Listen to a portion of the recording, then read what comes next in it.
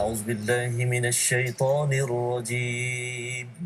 Assalamualaikum warahmatullahi wabarakatuh. Alhamdulillah wassalatu wassalamu ala Rasulillah wa ala alihi wa man walah. Syada la ilaha illallah, syada Muhammadan abduhu wa rasuluh. Allahumma salli ala sayidina Muhammad wa ala alihi wa sahbihi ajma'in. Amma ba'd. Alhamdulillah, kita panjatkan syukuran kita kepada Allah Subhanahu Wa Taala pada hari yang penuh barakah ini untuk sama-sama kita mengulang kaji kepada halaman yang telah pun kita baca, yang kita faham serba sedikit, yang moga-moga Allah mudahkan urusan kita untuk beramal, menjadikan Al-Quran ini sebagai sumber hukum, sebagai hakim kepada kehidupan kita seharian.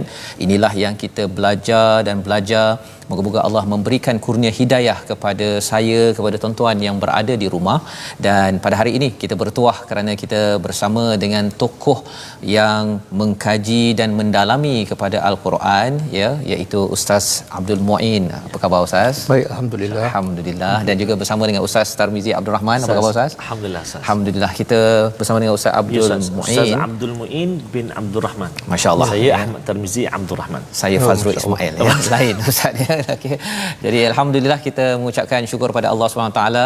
Kita akan sama-sama, ya, kita sama-sama akan mengulang kaji kepada intisari daripada ayat ataupun halaman 40 hingga 44, di mana kita berada pada juz, ya, kita sebenarnya berada di antara juz 2 dan 3 ini untuk sama-sama kita menghargai bagaimana surah Al-Baqarah ini yang juga dikenali sebagai Sanamul Quran, kita menuju puncak yang diharapkan dengan kita sama-sama perlahan-lahan menuju puncak ini kita dapat gambaran, wah, betapa indahnya kandungan Al-Quran, betapa indahnya agama Islam ini. Dan rupa-rupanya kita bukan keseorangan.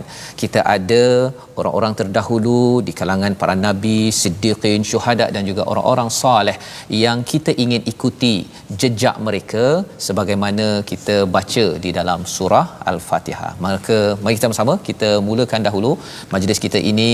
Rabbi zidni ilma, moga-moga Allah menambahkan ilmu kita dengan membaca surah Al-Fatihah sebagai permulaan. Silakan Ustaz. A'udzu billahi minasy syaithanir rajim. Bismillahirrahmanirrahim. Alhamdulillahi rabbil alamin. Ar-Rahmanir Rahim. Maliki yaumiddin. Iyyaka na'budu wa iyyaka nasta'in. Ihdinas siratal mustaqim.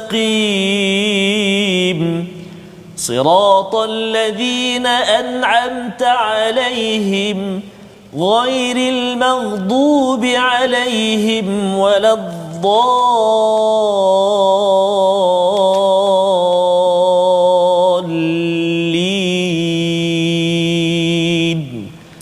آمين. Amin amin ya rabbal alamin. Terima kasih diucapkan pada Ustaz Tarmizi, ya, membacakan Al-Fatihah untuk kita sering mengingatkan diri kita bahawa kita memuji pada Allah Rabbul Alamin. Kalau kita membaca surah Al-Kahfi, itu salah satu daripada penerangan tentang Rabbul Alamin ini bukan sekadar menciptakan kita tetapi menurunkan Al-Quran yang tidak ada bengkok, walam yaj'allahu iwaja, untuk meluruskan cara kita berfikir, meluruskan cara kita berperasaan agar lurusnya itu membawa kita ke syurga. Dan sudah tentunya kita ingin belajar daripada orang-orang terdahulu, ya, yang mendapat nikmat, yang telah dikurniakan nikmat, bukan yang dimurkai, bukan yang disesatkan. Dan pada hari ini pada halaman yang ke-40 Ustaz Abdul Muin, ya, Ustaz, kita akan melihat kepada muka surat 40 41 dahulu.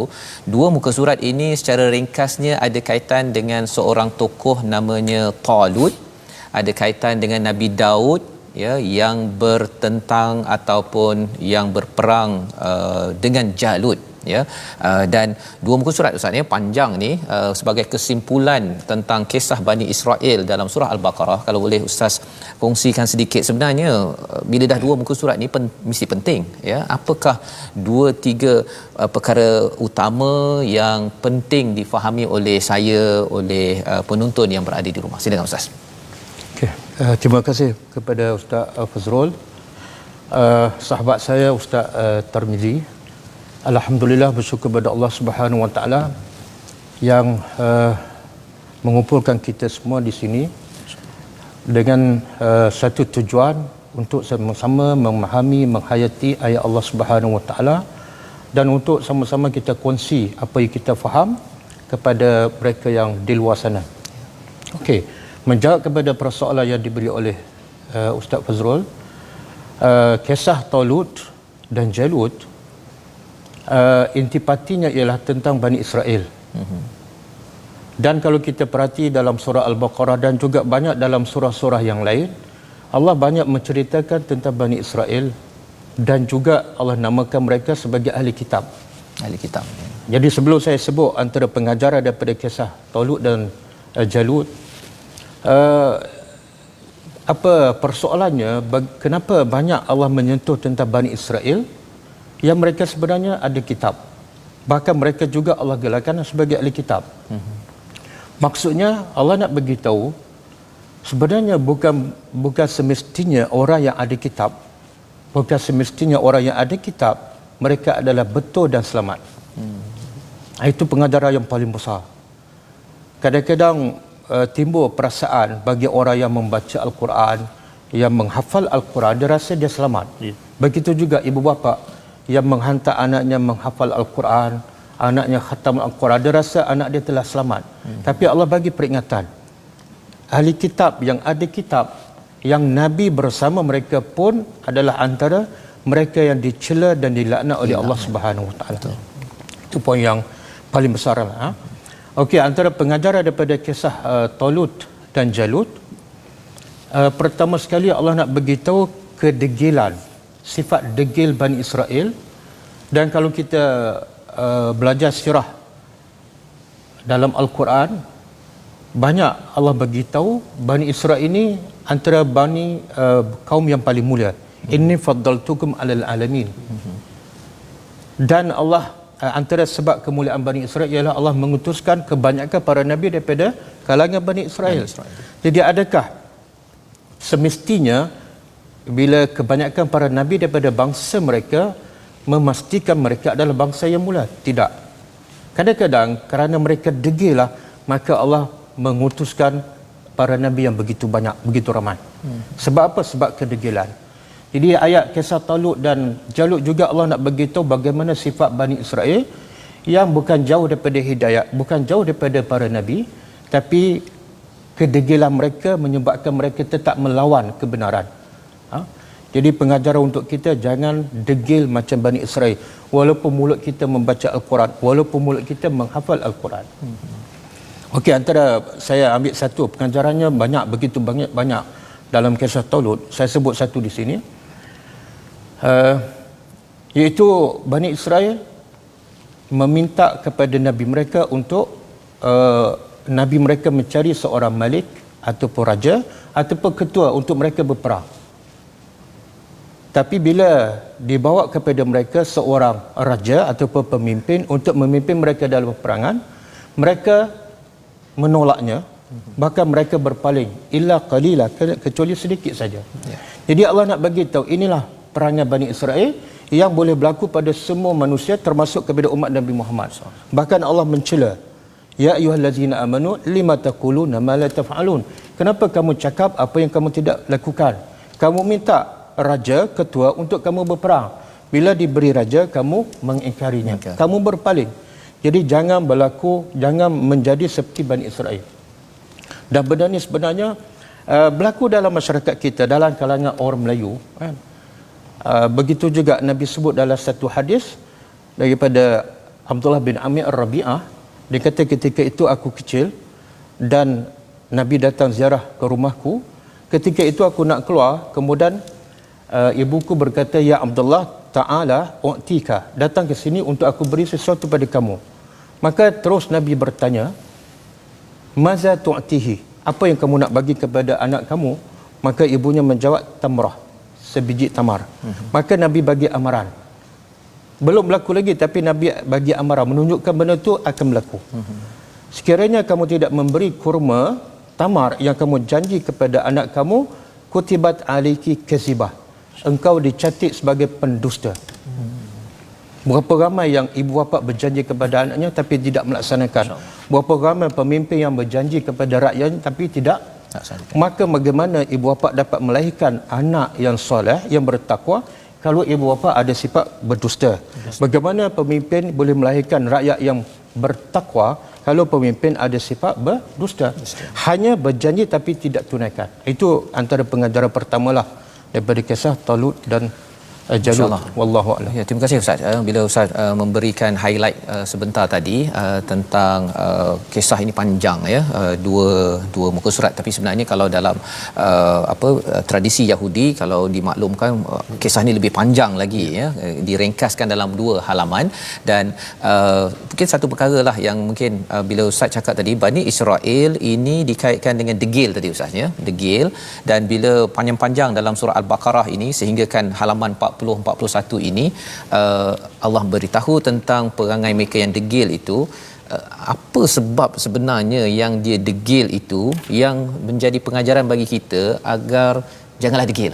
Kan pasal sebenarnya bila melihat-lihat dalam Quran ni peraturan untuk syariatnya taklah banyak sangat, tapi banyak berkaitan dengan sikap, tentang degil, tentang suka berdengki, baghyan bainahum.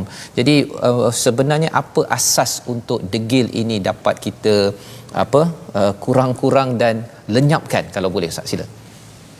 Okey.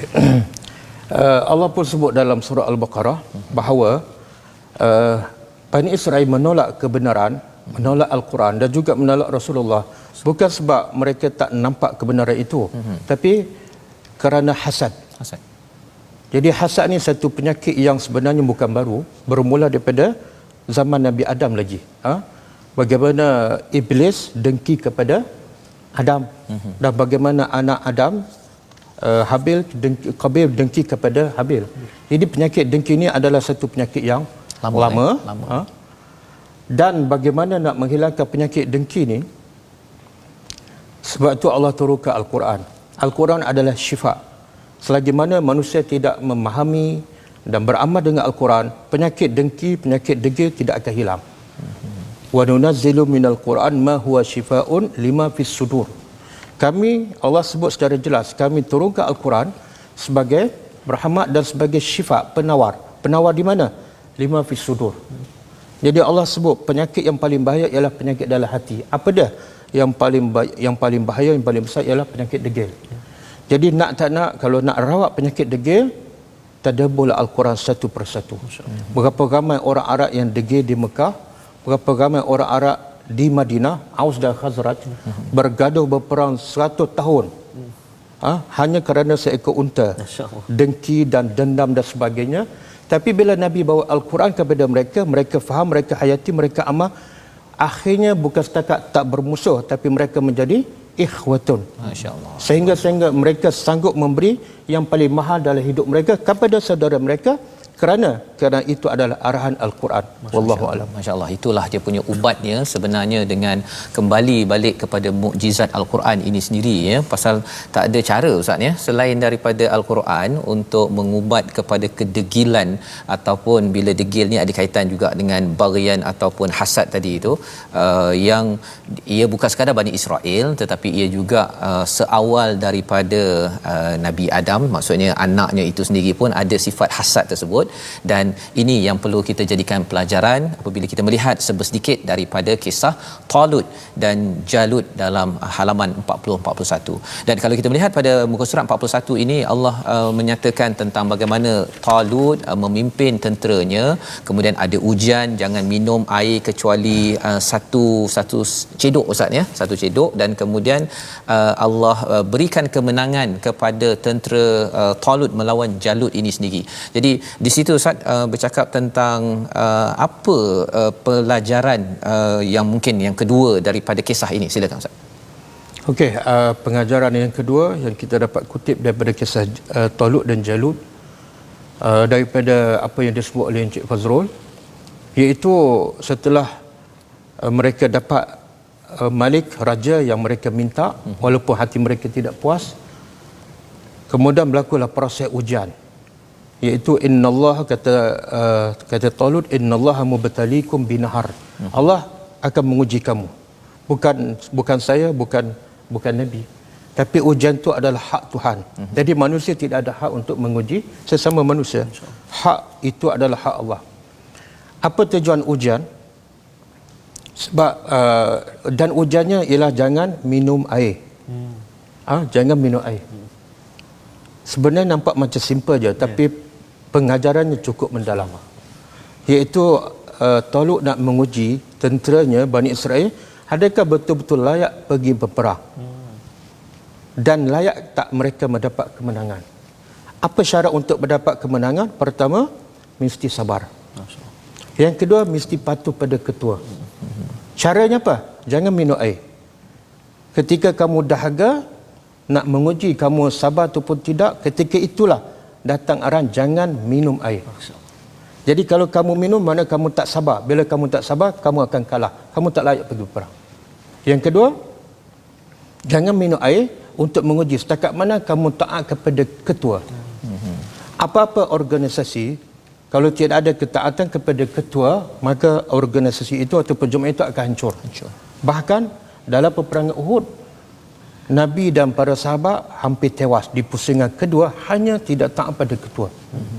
Sehingga sahabat bertanya, anna hazab, macam mana kita boleh kalah? Kita orang beriman lawan pula orang kafir dan ketua kita ialah Rasulullah. Macam mana kita kalah? Allah menjawab, kul huwa min indi anfusikum. Puncanya diri kamu, iaitu kamu tidak taat, kamu tidak sabar untuk mendapat harta rampasan. Wallahu a'lam. Masya-Allah, itu dia punya pelajaran yang kedua yang kita boleh ambil daripada kisah Talut ini, iaitu bercakap tentang ujian tadi Ustaz ya. Ujian Allah yang menguji tadi, bukannya sekadar kita nak uji-uji je. Masa waktu sekolah menengah dulu Ustaz ya, dia adalah pengalaman-pengalaman yang nak melihat kuat tak tingkatan 1 tu, dia ada ujian kan. Okey, jadi maksudnya kalau ujian itu dibuat-buat, itu bukan kaedahnya lah Ustaz ya. Ya, tapi kalau katakan ialah dia rindu ke, itu ujian yang memang Allah beri kepada si pelajar tersebut, itu adalah lumrah yang perlu dipahami.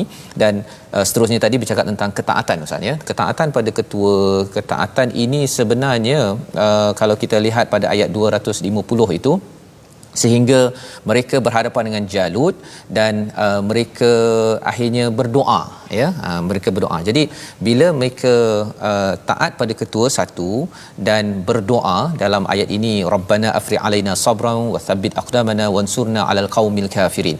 Ada 3 perkara di sini Ustaz ya. Kalau Ustaz boleh cerahkan, mereka taat tadi tu mereka lepas sungai, tapi ada yang kata kami ni dah letih lah.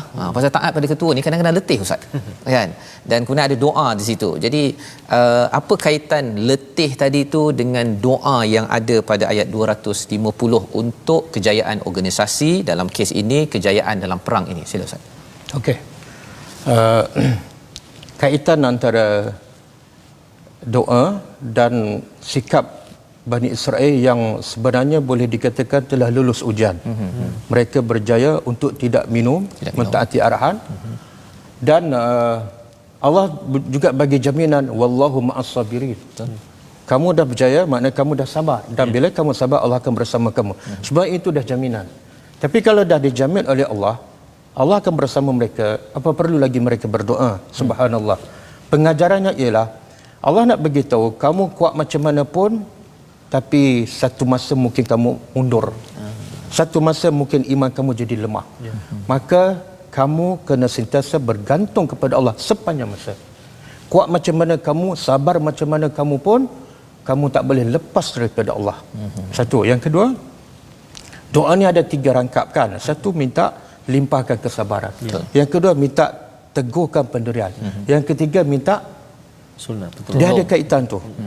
Kamu tak akan menang melawan orang kafir melainkan kamu tetap pendirian. Kalau kamu lari, kamu akan kalah. Dan kamu tak mungkin tetap pendirian melainkan setelah kamu sabar.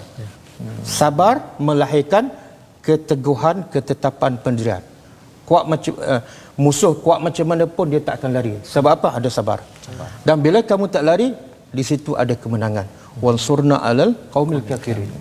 Mana kesimpulannya, orang beriman hebat macam mana, kuat macam mana, takwa macam mana pun, kebergantungan kepada Allah sentiasa kena ada. Masya-Allah. Fatawakkal 'alal hayyil ladzi la yamut. Bertawakkallah pada Allah yang tidak akan mati. Ya, wallahu a'lam. Masya-Allah, itu kaitannya doa mengapa ada selepas mereka ni dah bersabar Ustaz ya, masih lagi berdoa dan doanya pun sebenarnya afri alaina sabra. Maksudnya perlu bergantung kepada Allah pasal ada masa ialah pengalaman saya juga Ustaz ya, dah sabar-sabar lepas tu je hilang sabar kan disebabkan oleh banyak cabaran yang ada dalam kehidupan ya. Mesej kepada ibu-ibu, ayah, kepada ketua-ketua yang bekerja juga, ketaatan pada ketua itu penting, memerlukan kesabaran. Dan kita kena bergantung pada Allah ya, kerana kalau tidak memang hilang sabar Ustaz ya. Kadang-kadang kita rasakan macam dah cukup sabar dah ni kan, orang lain yang tak yang menyebabkan kita hampir hilang sabar.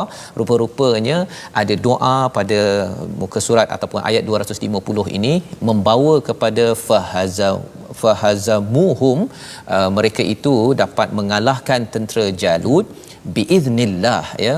Dan Nabi Daud ya membunuh kepada Jalut dan Allah memberikan pada Daud ini wa atahullahul mulk wal hikmah. Allah memberikan kerajaan dan hikmah dan mengajarkan apa yang dia kehendaki. Di hujung ayat 251 itu mungkin saya nak minta Ustaz Tarmizi baca dulu ayat 251 pasal dia bercerita tentang istilah dafa' ya, tentang Allah menolak ataupun menjatuhkan seseorang itu ya. Nanti mungkin Ustaz Muin akan komen apa maksud di situ. Silakan Ustaz. Baik. Ayat 251. Ayat 251 Ustaz. Ya. Baik, terima kasih kepada Ustaz Fazrul, kepada Ustaz Abdul Muin, seluruhnya sahabat-sahabat Al-Quran yang dikasihi Allah Subhanahu taala sekalian. Kita berada sekarang di muka surat 41. Tadi pun Ustaz Abdul Muin dan juga Ustaz Fazrul dah kongsikan tentang doa ayat yang 290 Ustaz yang selalu baca Ustaz kadang tapi tak faham Ustaz makna Ustaz, dan betapa hebatnya kaitan doa tu. Betul. 3 rangkap ataupun 3 rangkai itu yang sangat-sangat penting dalam kehidupan kita. Walau kita kuat macam mana sekalipun, even walaupun kita dah beriman sekalipun Ustaz, mesti ada bertawakal, berpegang ataupun menyerah kepada Allah Subhanahu Wa Taala. Jadi kita nak sambung ayat 251, jom kita baca sama-sama insya-Allah. A'udzu billahi minasyaitonir rajim. فهزموهم بإذن الله وقتل داود جالوت وآتاه الله الملك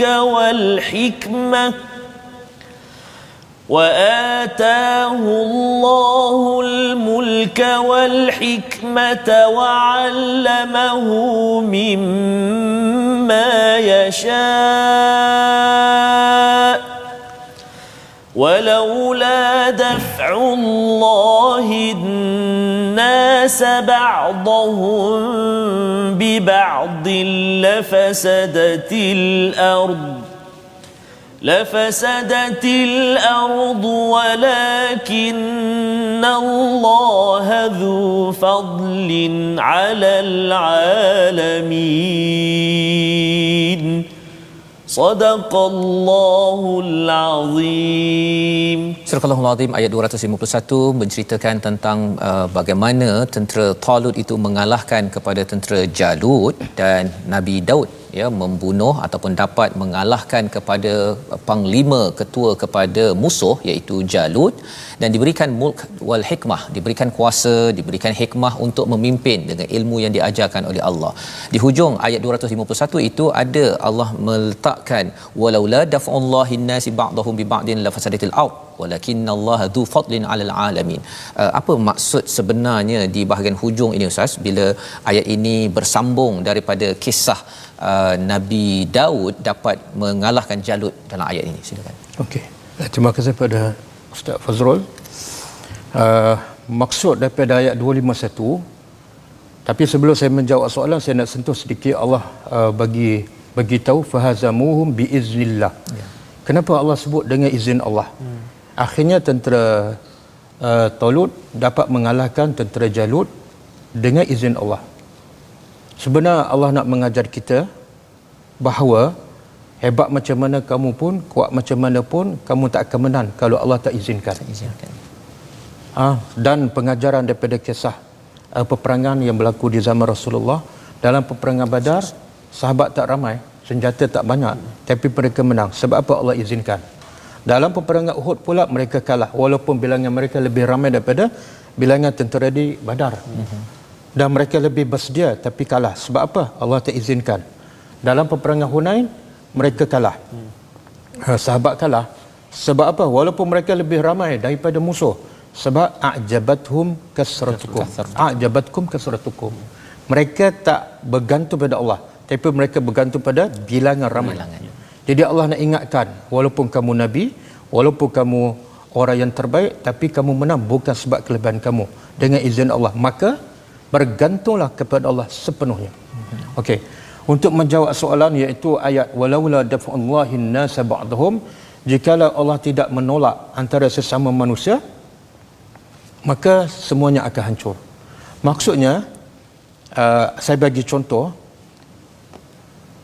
Islam melarang kita untuk mencela agama lain.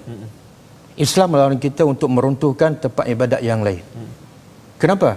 Kalau Allah biarkan kita mencela agama lain, Allah biarkan kita meruntuhkan rumah ibadat orang lain pun akan mencela Tuhan kita dan mereka akan meruntuhkan masjid. Akhirnya hancur.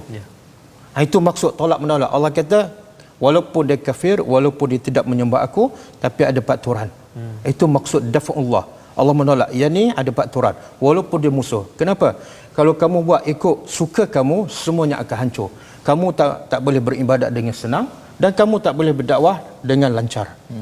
Maka hikmah kenapa Allah jadikan biarkan orang kafir dengan agama mereka, dan kewajipan kita hanya berdakwah saja, la ikraha fiddin. Supaya kamu pun dapat beribadat dengan tenang tanpa diganggu oleh mereka, dan mereka pun tak dikacau sebab mereka diberi pilihan. Dunia adalah pilihan, tapi di akhiratlah sebagai tempat balasan. Wallahu a'lam. Masya-Allah, itulah maksudnya Allah yang melindungi ya, kepada semua pihak ada peluang untuk sentiasa mengamalkan apa yang ada dalam agama masing-masing, kebaikan yang ada. Jika tidak dijaga bahagian ini, nanti maka akan yang ini akan serang sana pun serang, akhirnya penuhlah kerosakan di atas muka bumi ini. Kita akan kembali semula ya, kita bersambung selepas ini untuk menyimak kepada halaman 42 dan 43 My Quran Time, baca faham amal. Insya-Allah.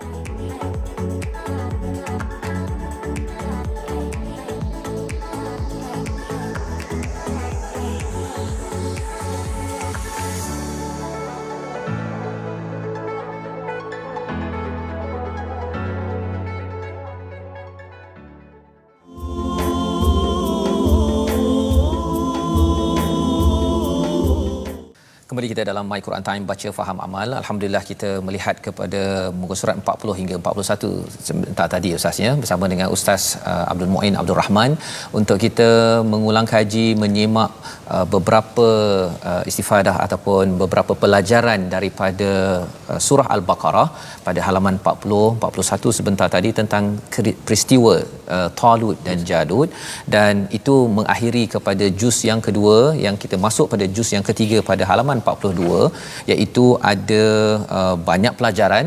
Tapi sebelum itu saya menjemput kepada tuan-tuan sebagai sahabat Al-Quran, Ustaz Tamizi. Ya Ustaz, terima kasih Ustaz. Fadil Ustaz Muin. Sahabat-sahabat Al-Quran yang dikasihi Allah Subhanahu Wa Taala sekalian, seperti biasa macam hari ini kita berkongsi tentang ulang kaji kita daripada muka surat 40 hingga muka surat 44 insya-Allah. Dan sahabat-sahabat Al-Quran semuanya barangkali ada nak ulang kaji lagi muka surat yang lain, nak menyemak nota apa tu resolusi ke dan sebagainya, bolehlah untuk melihatnya kembali di platform rasmi kita. Kita ada Facebook kita, Facebook Sahabat Al-Quran My #Quran Time. Kita ada juga My #Quran Time, dan boleh juga ulang siar saksikan kita di YouTube kita my #QuranTimeOfficial dan juga Instagram kita my Quran Time Official. Sahabat-sahabat kita yang berada, bab kata Ustaz Fazrul selalu mengulang-ulang seantero dunia Ustaz. Ya. Tambah pula kita di penghulu segala hari Ustaz ya. Sebarkan pengajian kita pada hari ini, share, sebarkan. Barangkali ada Ustaz penonton-penonton kita dari Kelantan. Al-Fadhil Ustaz Abdul Muin yang berasal daripada Kelantan saya. Ya, ya. Tapi tak dengar bunyi slang Kelantan. Subhanallah. Kelantan celuk lah. Subhanallah. Jadi terima kasih kerana bergabung dan terus bersama dengan Al-Quran. Pada hari ini kita terus belajar Al-Quran dan saya pun tertarik sebenarnya nak terus dalami lagi, ulang kaji lagi permulaan juzuk yang ketiganya ataupun ada orang kampung kata juz tilka. Dia panggil juz tilka kan. Kamu datuk kita. Dan bila Ustaz cakap tentang sahabat tadi, Ya, bila saya berborak dengan Ustaz Muin sebentar tadi, Ustaz Muin cakap bahawa Ustaz Muin selalu juga pergi ke Sabah ke Sarawak. Ustaz ke sana tu ada aktiviti apa Ustaz?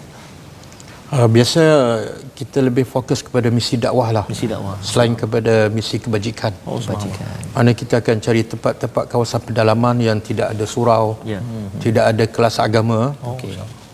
Maka kita akan bantu sama ada kita kumpul dana bina surau untuk mereka. Kemudian kita cari seorang imam atau guru Al-Quran untuk mengajar mereka, kita bagi allowance. Daripada mereka kosong, tak ada tempat nak belajar, tak ada tempat nak solat, akhirnya mereka ada tempat untuk beribadat dan untuk belajar agama. Dah berapa lama tu Ustaz? Lebih kurang 3 tahun lah. 3 tahun. Bermula daripada Kelantan, Gua Musa, kemudian ke Sarawak, kemudian ke Sabah. Masya-Allah. Itu adalah antara aktiviti Ustaz Muin bersama dengan pasukannya untuk sama-sama berkongsi tentang Al-Quran Ustaz ya, mesej daripada hidayah daripada Allah ini. Dan sudah tentunya apabila kita melihat kepada juz yang ketiga ini sebenarnya memang bercakap tentang, kalau katakan juz pertama banyak bercerita tentang Bani Israel, juz yang kedua banyak bercerita berkaitan dengan solat, ada kaitan dengan kiblat. Juz yang ketiga ini Allah mulakan dengan tilka Ustaz ya, Ustaz Tarmizi, Ustaz Muin. Tilka itu apa? Tilkar rusul. Ya, bercakap tentang rasul-rasul yang sebenarnya mereka itu dilebihkan sebahagian mereka daripada sebahagian yang lain, ada fadal, ya, ada tafdil yang Allah berikan antara satu sama lain untuk menyampaikan mesej kebenaran kepada umat, ya, kepada manusia. Jadi di dalam ayat ini juga Allah ada, kalau kita lihat pada ayat 255 itu ada ayat yang famous, ya, ayat yang amat masyhur, a'zam, yang amat hebat, yang dinamakan sebagai ayat Al-Kursi. Jadi di sini mari kita sama-sama mengulang kaji. Saya yakin tuan-tuan yang di rumah menghafaz surah ini ataupun ayat ini, kita nak pastikan paling kurang kalau puan-puan, ibu-ibu, adik-adik baca ayat Kursi, mungkin selama ni laju sahaja ke depan, tapi paling kurang kita dapat 2-3 intipati apakah kepentingan surah ini ataupun ayat ini, apakah tadabbur daripada ayat 255 ini. Silakan Ustaz. Okey, terima kasih pada Ustaz Fazrul. Ayat Al-Kursi yang biasa kita dengar dan biasa kita bacakan. Dan inilah yang disebut oleh Nabi SAW, a'zamu ayah fil Quran. Ayat yang paling agung, yang paling besar dalam Al-Quran. Kalau surah Fatihah. Betul Ustaz. Tapi kalau ayat Al-Kursi. Kenapa? Kata ulama, antara sebab ayat Kursi menjadi ayat yang paling agung dalam Al-Quran ialah, pertama, dia mengandungi ikrar tauhid. Mengikrar, menegaskan ketauhidan kepada Allah Subhanahu Wa Taala. Dan sebenarnya itulah tujuan Allah mencipta manusia, supaya manusia mentauhidkan Allah. Itu juga tujuan Allah mengutuskan para nabi, para rasul dan menurunkan Al-Quran supaya akhirnya manusia mentauhidkan Allah.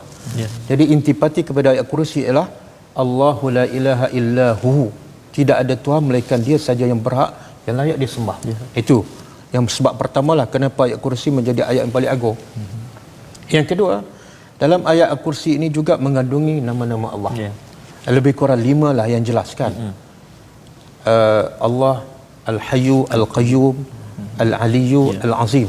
Bahkan Nabi sebut dalam satu hadis, ada 3 surah yang banyak menyebut nama Allah yang paling utama. Itu surah Al-Baqarah, surah Ali Imran dan surah Taha. Kemudian dihuraikan, Nabi hurai antara nama Allah yang paling agung ialah Al-Hayyu Al-Qayyum. Jadi kalau Nabi kata nama Allah yang paling agung adalah Al-Hayyu Al-Qayyum, selain pada Allah, itu menunjukkan ada kelebihan sama ada dalam surah ataupun ada dalam ayat. Jadi ditambah pula dengan Al-Aliyyu Al-Azim. Kemudian yang ketiga, kenapa ayat Al-Kursi menjadi ayat yang terbesar yang paling agung ialah dalam ayat ini menceritakan tentang Allah Subhanahu Wa Taala, sifat-sifat Allah. Dan sebenarnya manusia bila dia kenal Allah melalui sifat-sifatnya, melalui nama-namanya, dia akan menjadi orang yang hebat. Dia akan menjadi orang yang hebat. Sebab perkataan Allah sendiri pun sebenarnya perkataan Allah ialah maksudnya ialah al-ma'luh, iaitu Tuhan yang disembah. Jadi kata ulama, bila Allah sebut Allah tu sebenarnya dia merangkumi semua nama-nama Allah yang lain. Kenapa dia perlu disembah? Sebab dia Ar-Rahman, sebab dia Al-Ghafur, sebab dia Al-Jabbar, sebab dia Al-Qahhar. Jadi dalam perkataan Allah itu sendiri sebenarnya telah merangkumi semua nama-nama dan sifat Allah. Maka sebab tu Allah kata sifat orang beriman ialah innamal mu'minuna allazina idza dzukirallah wajilat qulubuhum. Bila disebut nama Allah dia gemetar. Siapa yang gemetar ni? Orang yang betul-betul kenal Allah. Sebab itu dalam surah dalam ayat Kursi Allah menceritakan tentang diri dia. Aku adalah Tuhan yang tidak ada Tuhan yang layak disembah melainkan aku. Kenapa? Allah sebut lagi sebabnya ialah Al-Hayyu, sebab aku yang maha hidup.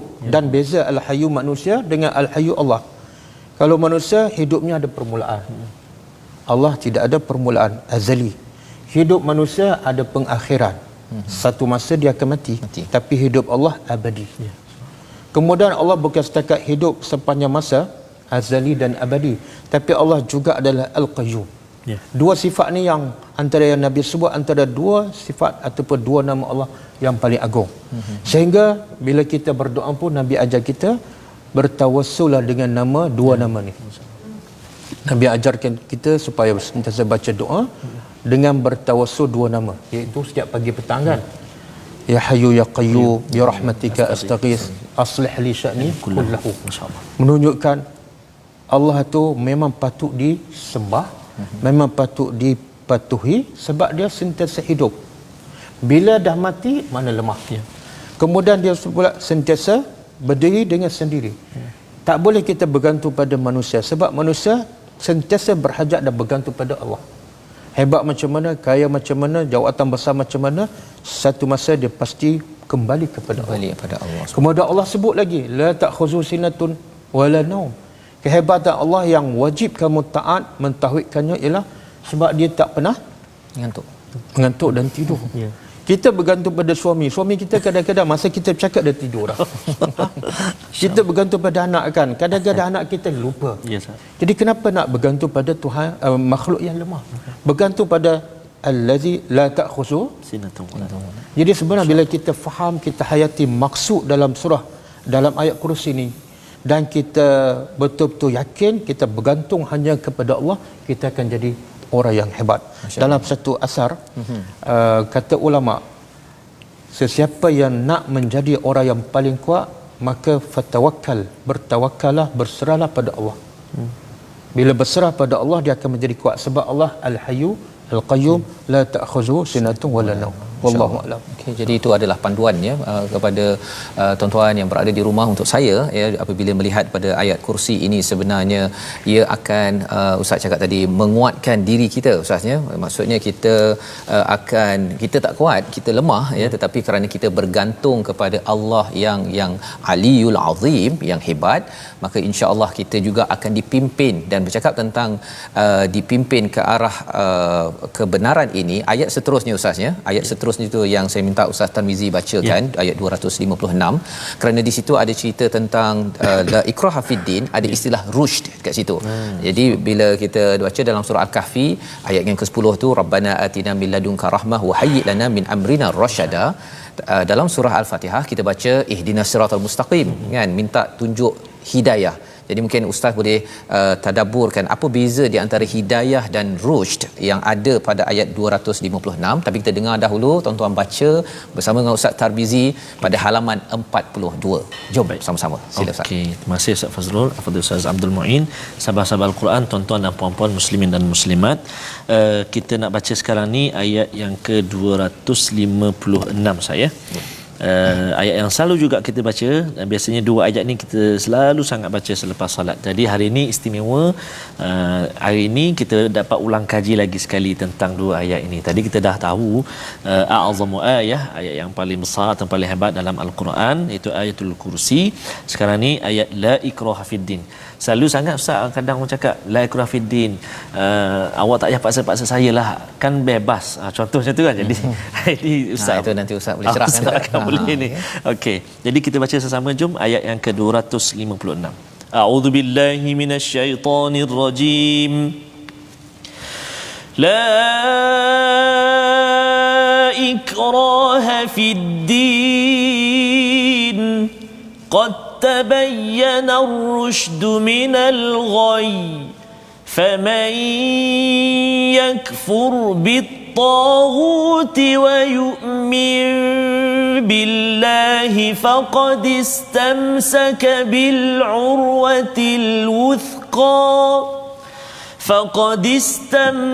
بالعروة الوثقى لا انفصام لها والله سميع عليم. صدق الله العظيم. Jadi pasangan dalam menganut agama Islam sesungguhnya telah jelas perbezaan antara jalan yang benar dengan jalan yang sesat. Barang siapa yang ingkar kepada taghut dan beriman pada Allah, maka sesungguhnya dia telah berpegang teguh pada urwatil wuthqa, pada tali yang sangat kuat yang tidak akan putus. Allah Maha mendengar lagi Maha mengetahui.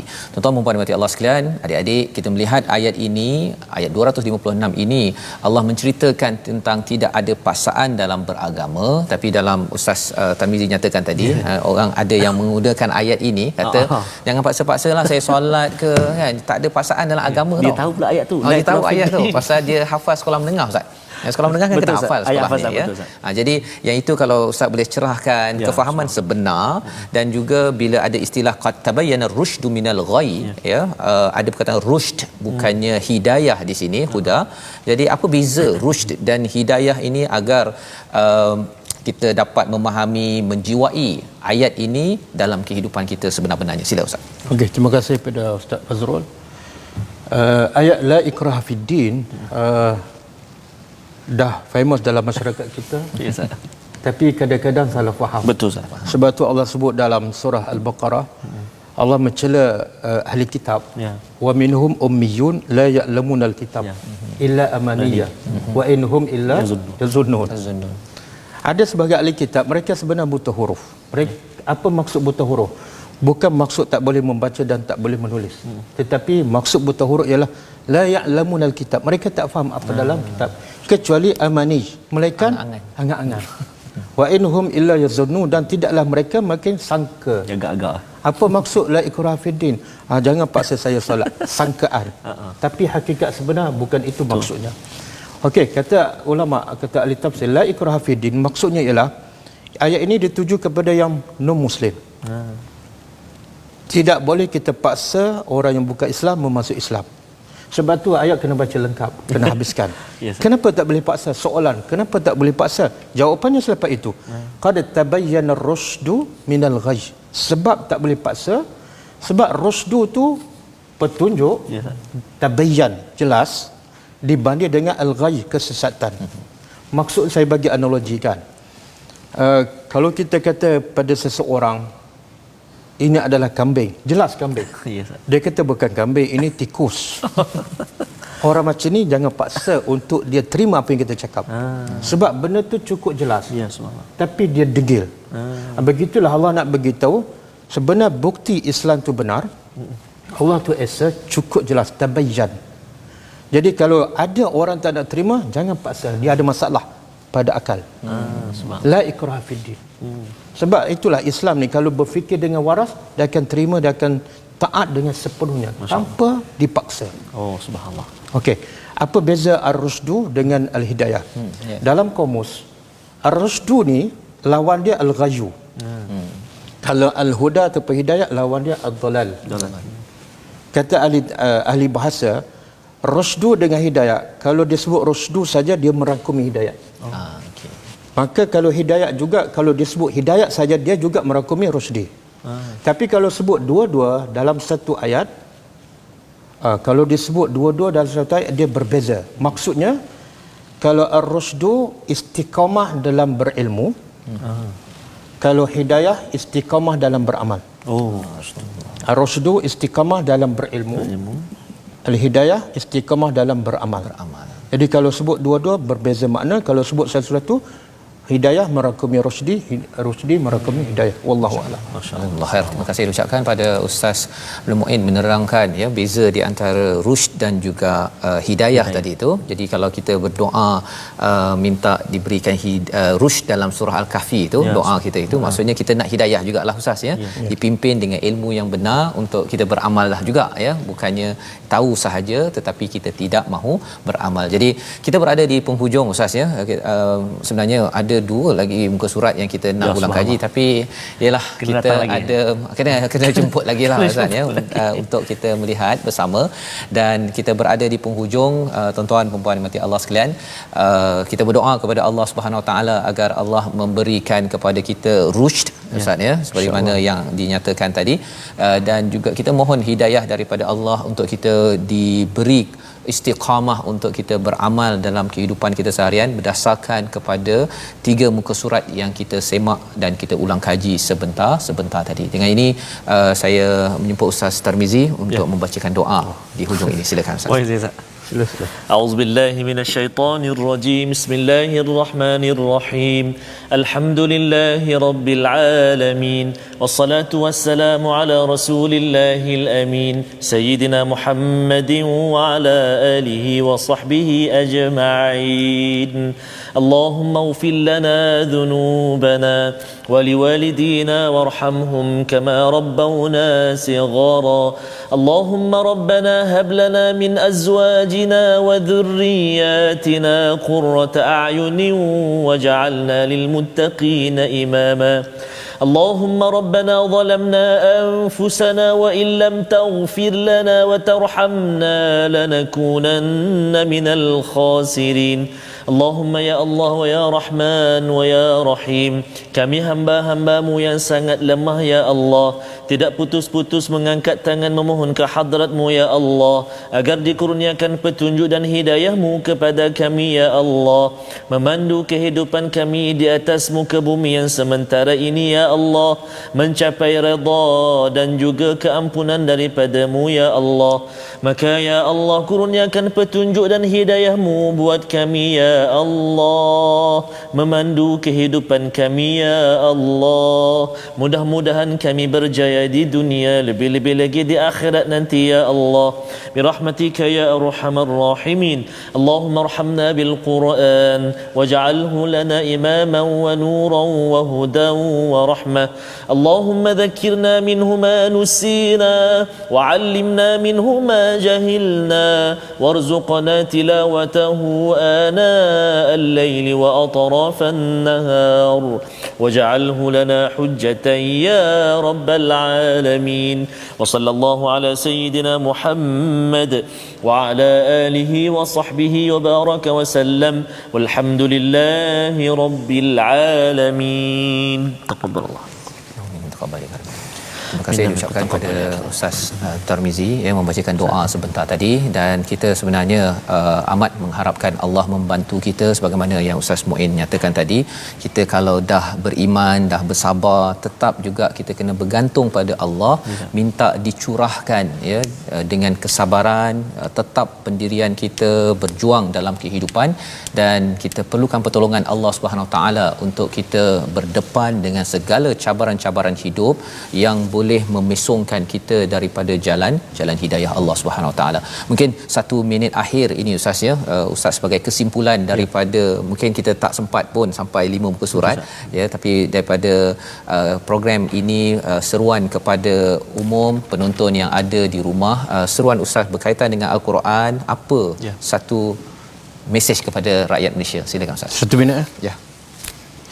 Okey, saya ringkaskan daripada ayat yang sepatut kita sebut juga tapi sebab kesetujuan masa, iaitu apa pengajaran ataupun apa hikmah Nabi Ibrahim meminta kepada Allah supaya Allah tunjukkan kepadanya bagaimana Allah menghidupkan yang mati. Masya Allah. Apa hikmahnya?